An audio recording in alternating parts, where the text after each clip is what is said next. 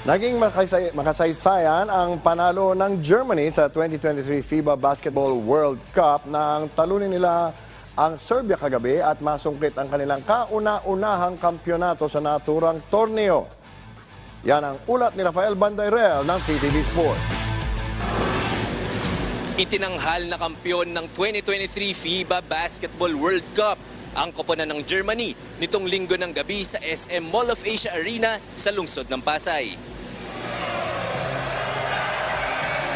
Matapos ang 2 linggong mainit na labanan, ang bansang Germany ang nagtaas ng tropeyo bilang kampyon ng 2023 FIBA Basketball World Cup nang talunin ng Serbia sa score na 83-77. Nanguna si Toronto Raptors guard Dennis Schroeder sa kanyang 28 points para sa Germany. Siya rin ang tinugurian bilang most valuable player.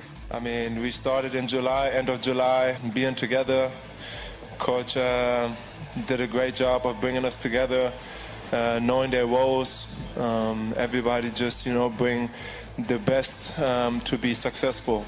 Sa kabuuan ng pandaigdigang torneo, perpektong 18-0 ang kartada ng Alemanya na gumawa ng kasaysayan sa pagsungkit nila ng kauna-unahang gintong medalya ng kanilang bansa sa World Cup. Samantala, bigo pa rin ang Team USA na makakuha ng desenteng pagtatapos sa torneo nang talunin sila para sa ikatlong pwesto ng bansang Canada, 127-118. Nanguna si Dillon Brooks ng Houston Rockets sa kanyang 39 points para sa Canada.